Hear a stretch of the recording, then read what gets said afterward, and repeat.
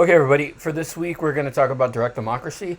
And before that, we're going to go over a little bit of the history of California and how some things have developed throughout our 100 and something year history. Um, Things like the railroad, our demographics. So we'll go ahead and go over that. And then we'll talk about direct democracy, which has really, kind of been in the news in the past day or so. And we'll talk about what happened on September 14th with the recall of Gavin Newsom. So let's go ahead and take a look at this. So obviously we study California because we live here. And California is truly, truly the crossroads of the United States, as we have pretty much every, ethnicity, religion, race, or whatever here in California. Latinos make up about 35% of the population. 60% of that is of Mexican heritage. And there's a feeling that by 2030, 2032, that Latinx people might be the majority here in California by that time. We have a relatively young demographic. The mean age is about 37 years old. And if we were its own country, California would be in the top 10 economies in the world. And currently we have about 39 million people. So as we kind of go through the history of California, we're going to kind of breeze through this because you guys have all probably heard about some of the stuff. So obviously California was under the control of the Spanish, trying to enhance their territorial ambitions throughout that time. And then after that, Mexico, which actually coincidentally today, which is September 15th and December 16th, declared their independence from Spain in 1821. Part of manifest, kind of the manifest destiny that James Polk believed in is he was under the feeling that American settlers needed to move out west and kind of enhance the United States control throughout the continent up into the Pacific Ocean. Then we have the Treaty of Guadalupe Hidalgo, which ended the Mexican-American War in favor of the U.S. At one time, the United States and Mexico were engaged in a war. It lasted 2 years, involving a territorial dispute, which most wars, are involved. And as a result of the end of the war, the United States gained about 525,000 square miles. And that includes present-day Arizona, California, a lot of the West Coast. And Mexico also gave up all claims to Texas, and the Rio Grande is a natural border that exists here between the United States and Mexico. And, if we go, about 20 miles down south, we could see a physical border with a fencing between the United States and Mexico. The gold rush also brought a lot of people into California, people that were trying to search for gold. 1849 sparked the gold rush, where we saw an increase in population here in the United States, and about $2 billion worth of metal was extracted from the area during the gold rush after 1849. We also saw the development of the Transcontinental Railroad. The Pacific Railroad Act chartered the Central Pacific and the Union Pacific, and had them kind of have a competition to try to meet in an area and to see who could get closer to each other while they were building the railroad. One end started in Sacramento and one end started in Omaha, and they finally met in Promontory, Utah on May 10th, 1869. The railroad was really key because it was used a lot with immigrant labor. Central Pacific built by Chinese, numbering more than 50,000. And then we had Irish immigrants, as well as Civil War vets, and as well as Mexican immigrants built the Union Pacific. Now, we look at California ideological-wise. For the most part, California is a very, very democratic state. We can even break areas in the state down, as well as areas within the county of San Diego down. And we'll do that a little bit when we look at the Electoral College, because it'll make a little bit more sense. But for the most part, the Bay Area, LA, is going to be really, really liberal. San Diego, Orange County tend to be a little bit more conservative, even though San Diego has kind of shifted a little bit more. And, again, depending on the area that you live in, will be really kind of significant of what ideology is kind of prevalent in that area. California has 53 representatives. This will be changing due to the 2020 census. We're actually going to be losing one district here in California. We also have our own legislative branch here, where we have 40 senators and 80 members of the assembly, which make up the California legislature. And they obviously meet in Sacramento and discuss, state issues. Now, does direct democracy cause issues? And that's one good question to ask. Last night on September 14th, we had the recall. Gavin Newsom won pretty handily. He got about 63 to 65% of the vote. And it cost $270 million to run this election. And that's something to kind of question, I think. It's interesting because when we talk about budgeting here in California, if we want to raise a tax, or if we want to lower a tax, or if we even want to institute a new tax, you're actually going to need 66% of the vote to agree to that within the California legislature. Now, some of you may do some further research and see that if a citizen proposes an initiative, you only need a 51% criteria, but that's still in question. So let's go ahead and look at the fact that it needs a supermajority to either institute a new tax, lower an existing tax, or raise an existing tax. We're very much a majoritarian state, and this is due to our right to direct democracy. If you look at this link right here I have, it'll show you the different initiatives by year, and we'll see how often these initiatives are put into place.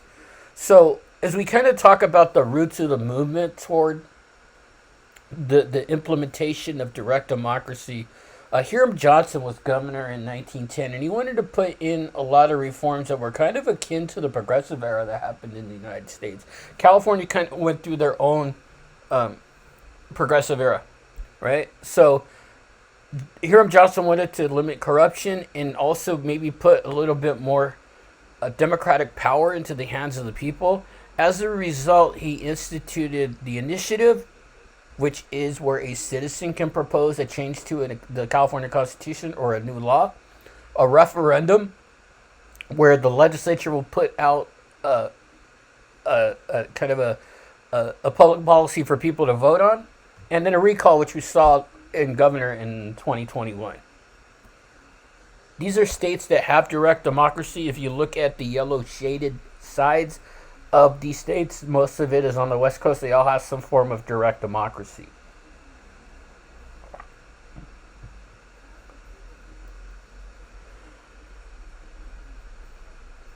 Placing an initiative on the ballot here is relatively easy.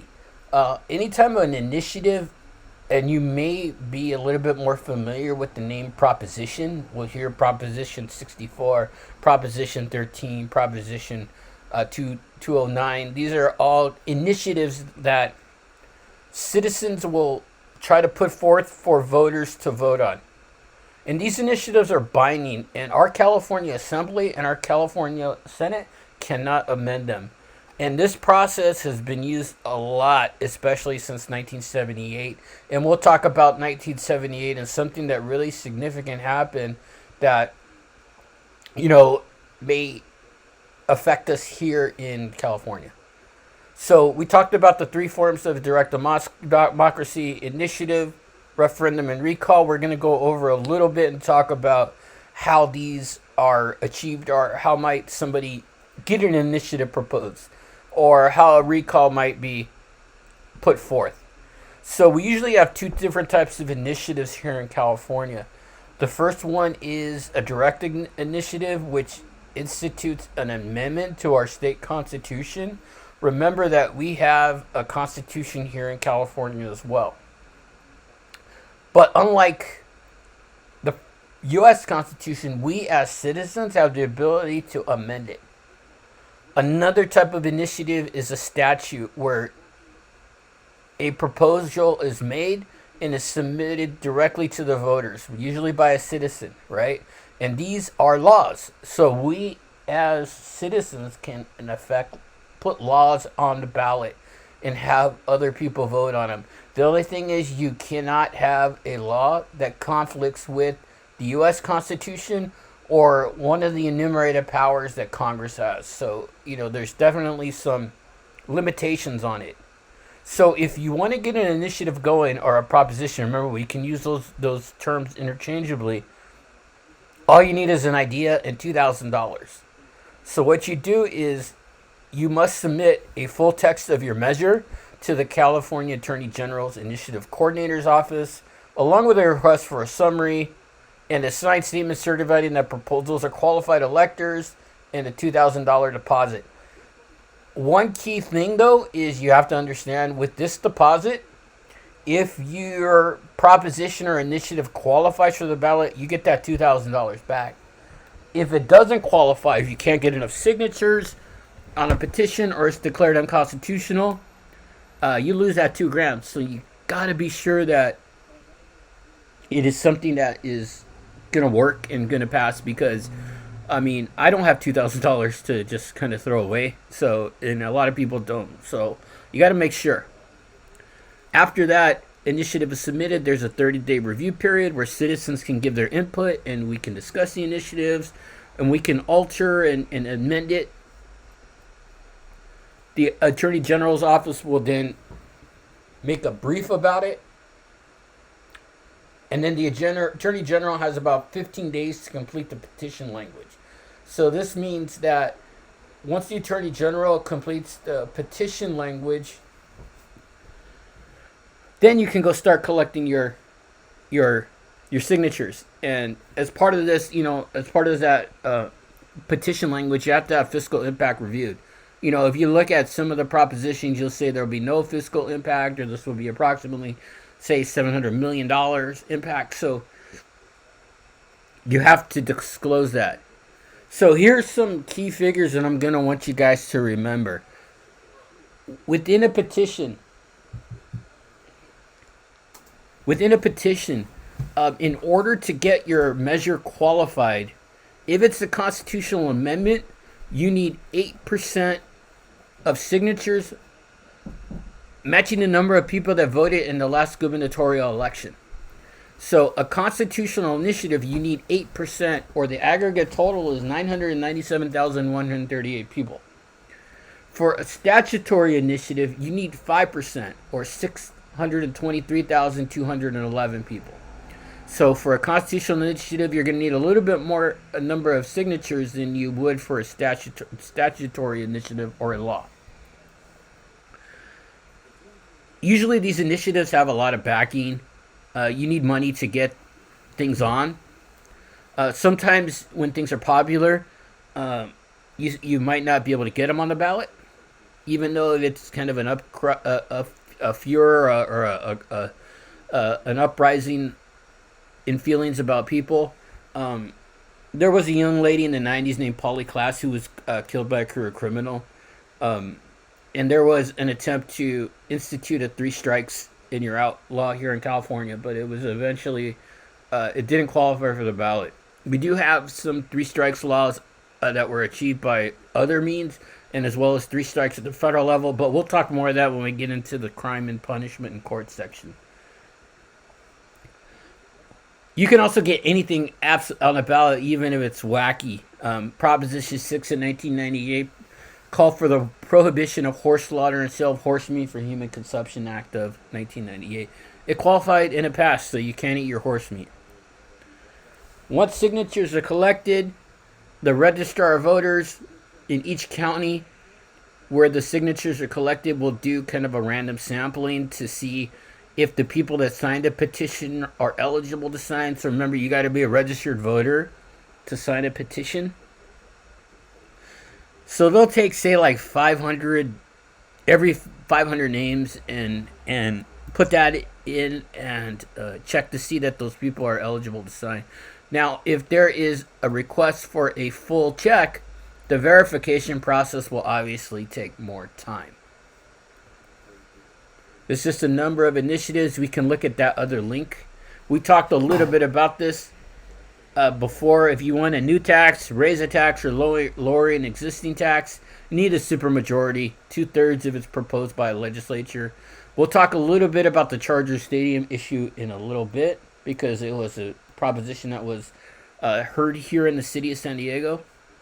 But if it's a new tax or a raise to an existing tax or lowering an existing tax, and it's proposed by a citizen, you only need 51%. But again, there's still some kind of clarification to be needed on my end with regards to this. So I'm kind of hesitant to really go with this 51% until I get more information. One of the more controversial propositions that still affect us today is Proposition 13. Proposition 13 was an initiative that was passed by a gentleman named Howard Jarvis in 1978 that limited property tax to 1% of your assessed value. Prior to Prop 13, your property tax was 3% of your assessed value. So what does that mean? Let's go ahead and talk this out. If your house is worth $100,000, and I know a lot of houses in San Diego aren't, but we're going to use it for the simplicity of the math, right? So say your house is worth $100,000. Prior to Prop 13, your property tax per year would be $3,000. So you pay part of it in April, you pay the other part in December, right?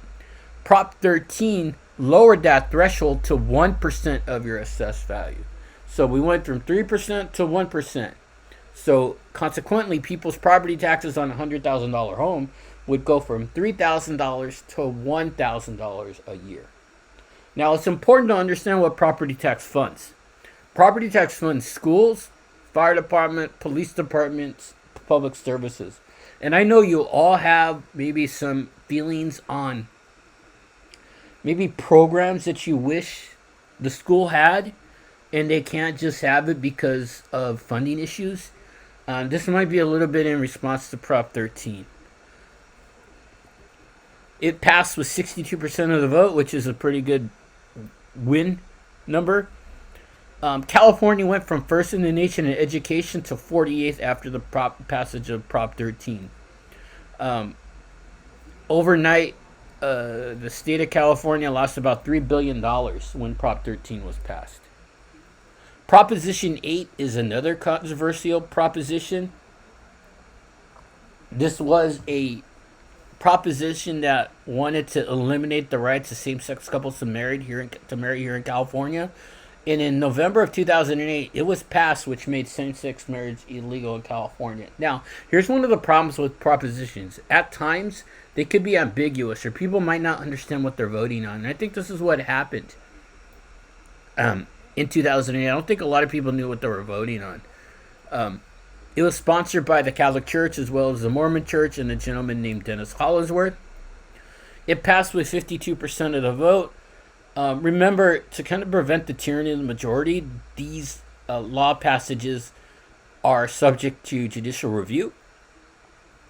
So in the course of kind of going through that due process and that whole review of whether or not a law is constitutional, it was determined to be that the passage of Prop 8, which was kind of put it together with the Obergefell case as well as the Windsor case, which we'll talk about later in the semester. They were all combined, and they showed that, showing that the denial of same-sex marriage rights were unconstitutional. Now, another controversial proposition was the Measure C that happened here in San Diego in 2016. A construction of a multi-purpose stadium for the Chargers and Convention Center that would cost more than $1.8 billion. It would raise hotel taxes from 12.5% to 16.5%. The city would then contribute $1.1 billion to build the project. The Chargers would have contributed $300 million, and the NFL would have contributed $350 million. So obviously, the city would have taken a kind of a big risk if this was passed, because if there's any cost overruns, and if you saw what happened with SoFi Stadium up in LA, where the Chargers eventually moved with the Rams, due to some weather and then some subsequent COVID-19 issues. The opening of the stadium was delayed, and a lot of things were delayed, and the city would have took on any type of cost increase that would have been attributed to a delay. So that's why it was one of the controversial things. So if we look at this and we talk about